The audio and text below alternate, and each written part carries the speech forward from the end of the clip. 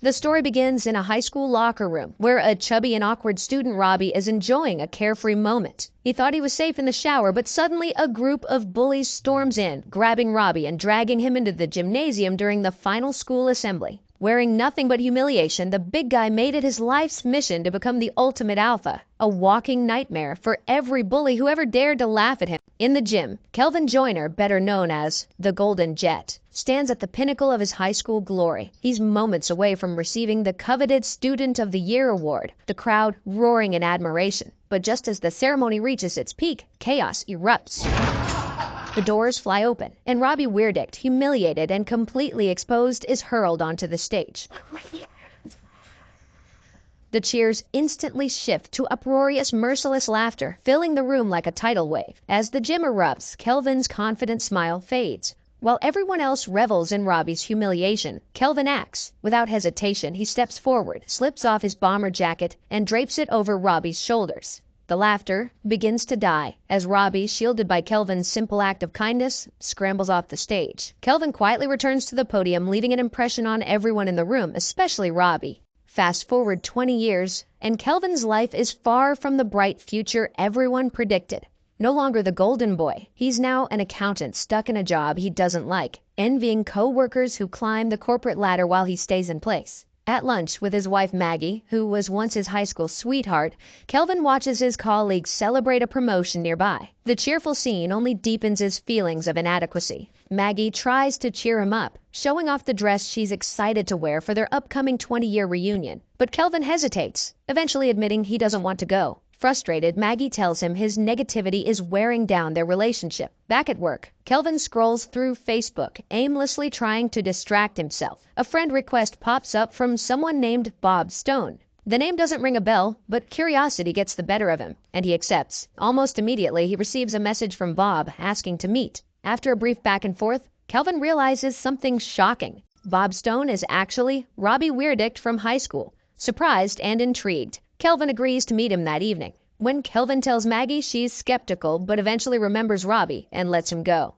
At the pub that night, Kelvin is greeted by a towering, muscular man who radiates confidence, Bob Stone. Kelvin can't believe his eyes. This can't possibly be the same Robbie Weirdicht who was humiliated in front of the entire school. As they catch up, Bob casually mentions he used to work as a federal contractor but was recently let go. The two laugh and bond until Bob steps away to grab drinks. While he's gone, another man tries to take Bob's seat. Kelvin attempts to resolve the situation diplomatically, but when Bob returns, the mood shifts dramatically. Without hesitation, Bob beats the man senseless, grabs Kelvin, and drags him out of the pub before anyone can react. Still in shock, Kelvin follows Bob to their old high school, where nostalgia and unresolved emotions come flooding back.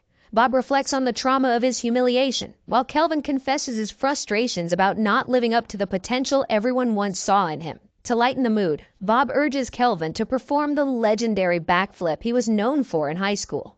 Encouraged, Kelvin gives it a try, only for the attempt to go hilariously wrong, sending him crashing to the ground in an embarrassing. The night continues at Kelvin's house, where Bob casually asks for help with a parole issue. Confused but trying to be polite, Kelvin agrees to look into it. When he checks the laptop, he finds something far more concerning: offshore accounts containing millions of dollars. Bob's attempt to explain is cut short when he accidentally spills beer on the laptop, frying it.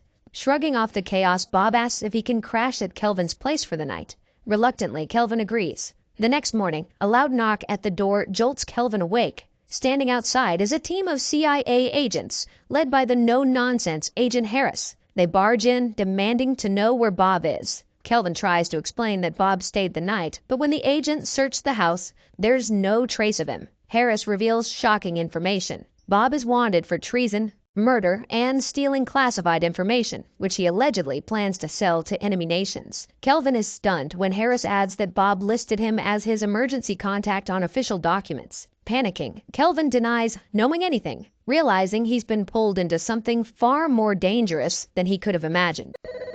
At work, Calvin gets an unexpected call from Bob, who casually mentions he's hiding somewhere in the building. Calvin, panicked and desperate to distance himself from the chaos, immediately alerts the CIA. Agent Harris and her team storm the office, but Bob, as slippery as ever, outmaneuvers them with ease. Setting off the sprinklers, he creates a scene of pure chaos, soaking everyone and turning the office into a waterlogged war zone. Before Calvin can slip away, Bob confronts him. He demands. Calvin, drenched and frantic, insists he wants nothing to do with whatever this is. Bob, undeterred, declares that Calvin's already in too deep. With dramatic flair, Bob ignites a tie tied to the sprinkler system, triggering another round of alarms and pandemonium. In the midst of the madness, Bob tackles Calvin, declaring him a hostage, as Calvin flails helplessly. The CIA agents burst in, leading to an all-out shootout with Bob. Calvin tries to crawl to safety, but ends up hilariously tangled in a mail cart, becoming an accidental participant in the chaos. Bob takes down several agents with impressive skill, but the tide turns when one agent manages to wrap a chain around his neck.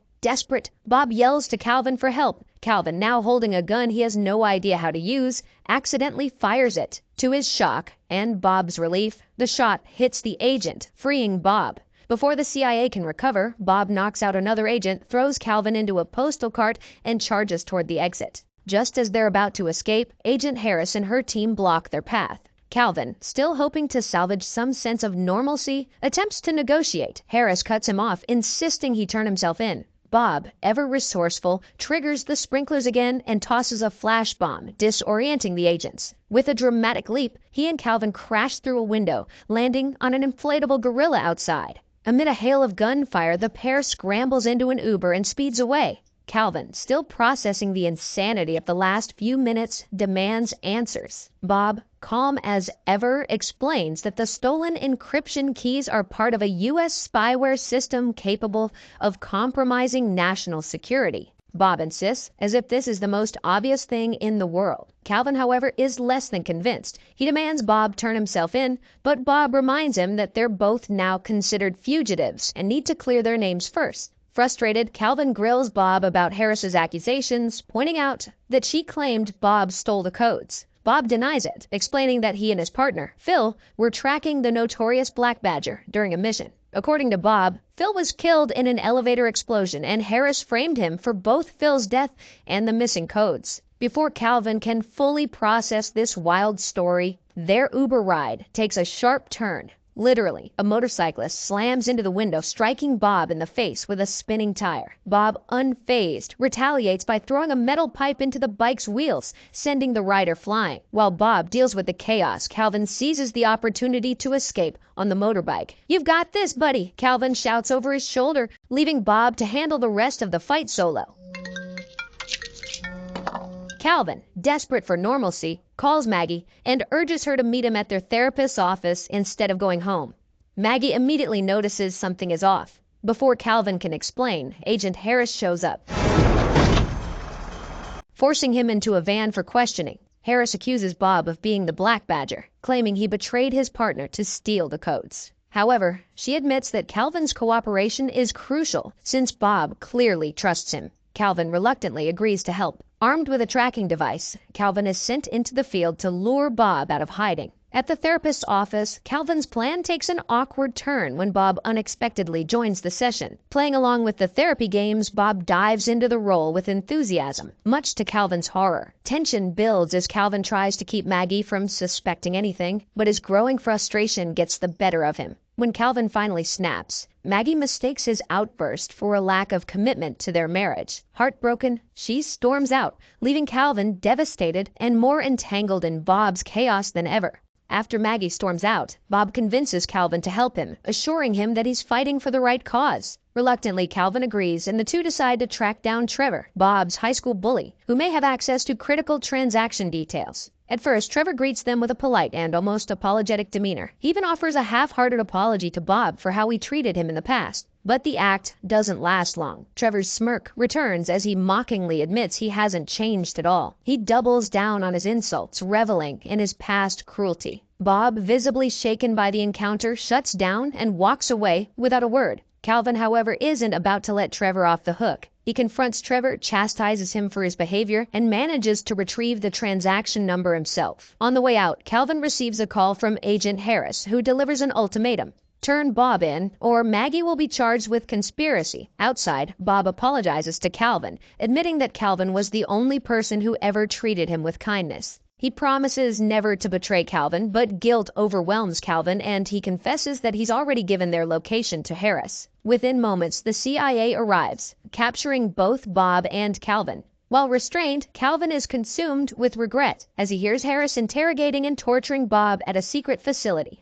Unable to stomach the betrayal, Calvin takes matters into his own hands. He overpowers an agent, grabs a weapon, and forces his way into Bob's room. Inside, Calvin frees Bob and subdues Harris, who warns Calvin that he's making a huge mistake. Despite the warning, Calvin stands firm, determined to do what he believes is right. As they escape, Bob seems shaken and begins doubting himself. He insists he's just Robbie the tool and denies being a spy. Calvin confronts him, reminding Bob that his self-made persona, Bob Stone, isn't just a mask, it's who he's become, drawing a parallel to his own nickname, Golden Jet. Calvin encourages Bob to own his identity and rise above his past. The pep talk works, and Bob finds his resolve. They shake hands, but Calvin notices Bob's fractured finger, a silent reminder of the risks they've taken. The two work together to escape, with Calvin unexpectedly taking out several agents along the way, even surprising himself. He quips, before quickly realizing he's committing serious crimes. When a stolen keycard fails to work, Bob calmly handles the problem by holding an agent at gunpoint to force their way out. They steal a vehicle, and Bob hands Calvin a phone, instructing him to input the transaction codes into a map. The data leads them to Boston, but they need a plane to get there. At a private airstrip, Calvin distracts a security guard with a hilariously overcomplicated story, while Bob sneaks into the hangar and pulls a plane onto the runway. As they take off, Calvin begins piecing things together and voices his suspicion that Agent Harris might actually be the Black Badger. When they land, the designated meeting location seems too exposed. Calvin spots an underground parking garage nearby and deduces that the trade must be happening there. Bob suggests they split up, but Calvin refuses, insisting they stay in contact in case things go sideways. Bob enters the parking garage, and it's clear the criminals are expecting him. Meanwhile, Calvin, trying to be stealthy, spots Harris arriving on the scene. Convinced she's the Black Badger, Calvin follows her, but quickly gets caught up in the chaos. Inside the garage, Bob hands a package to the buyer. But just as the deal seems to be proceeding, the shocking truth is revealed. Phil, Bob's supposedly dead partner, steps out of the shadows. Grinning, he declares himself the real Black Badger. Calvin arrives at the worst possible moment, finding both Bob and Phil accusing each other of being the traitor. Before anyone can make sense of the situation, Harris bursts in, guns blazing, and chaos erupts. Calvin ducks behind cover, clutching the drives as bullets fly in every direction. Amid the chaos, Calvin makes a break for it as if his life depends on it, because it does. A buyer pursues him in a car, but Bob swoops in, narrowly rescuing Calvin in the nick of time. As Calvin keeps running, he ends up cornered on a bridge. There, the final showdown begins. Bob and Phil confront Calvin, each desperately trying to convince him of their innocence. Calvin, caught between the two and holding the fate of the mission in his hands, must decide who to trust. A chaotic shootout erupts, with Calvin caught in the crossfire. In a panic, he accidentally shoots Bob. Horrified, Calvin tries to aim at Phil, but his gun clicks. Empty. Phil, smug as ever, taunts Calvin, calling Bob too weak to ever be the Black Badger. He recounts with pride how he faked his death and framed Bob for everything, savoring his villainous monologue like he's auditioning for a spy movie. Phil orders Calvin to kneel, clearly enjoying his moment of power. Desperate and out of options, Calvin attempts his infamous Golden Jet flip as a last-ditch distraction. Predictably, the flip goes hilariously wrong, leaving Calvin sprawled on the ground, but the stunt gives Bob just enough of an opening. Summoning his strength, Bob takes down Phil in brutal fashion, even ripping out his trachea before tossing him unceremoniously into the river. With the crisis finally resolved, Bob and Calvin hand the encryption drives over to Agent Harris. Surprisingly, she thanks them for their service, even suggesting Calvin consider a career with the CIA. Calvin, still processing the chaos, gives her a half-hearted laugh, clearly unsure if she's joking. At the high school reunion, Maggie confronts Calvin, demanding answers about his recent bizarre behavior. Before Calvin can stammer out an explanation, Bob steps in. charming Maggie with his humor, and even joking about bringing their therapist to the event. Calvin, now more confident, tells Maggie that she's the reason he's happy with his life and that nothing else matters. Moved by his honesty, Maggie smiles, and they share a heartfelt kiss. Inside the gym, the prom king and queen are announced. To everyone's surprise, Bob is crowned prom king. Stunned, he hesitates for a moment, clearly overwhelmed. Of course, Trevor, still clinging to his bully persona after 20 years, seizes the opportunity to mock Bob in front of everyone. But this time, Bob doesn't cower. With a confident stride, he punches Trevor square in the face, knocking him out cold. Bob takes the microphone and delivers an emotional speech, thanking Calvin for helping him accept himself and reminding everyone that it's never too late to embrace who you truly are. The crowd erupts in applause. In a moment of self-liberation, Bob removes his clothes, standing proudly in front of the entire room. But instead of the ridicule he once feared, Bob is met with cheers and admiration. The gym, once the site of his greatest humiliation, becomes the stage for his ultimate redemption. To top it all off, Bob reconnects with his high school crush, who flirts with him and seals the moment with a kiss. Months later, Calvin and Maggie prepare for their growing family, with Maggie visibly pregnant. Outside their home, Bob arrives to wish Calvin luck on his first day with the CIA. As a token of their friendship, Bob hands Calvin his old high school blazer, a symbol of how far they've both come. The film ends with Calvin and Bob driving off into the sunset, their unlikely friendship stronger than ever. It's the perfect mix of absurdity and heartfelt connection, proving that even the strangest bonds can be the most meaningful.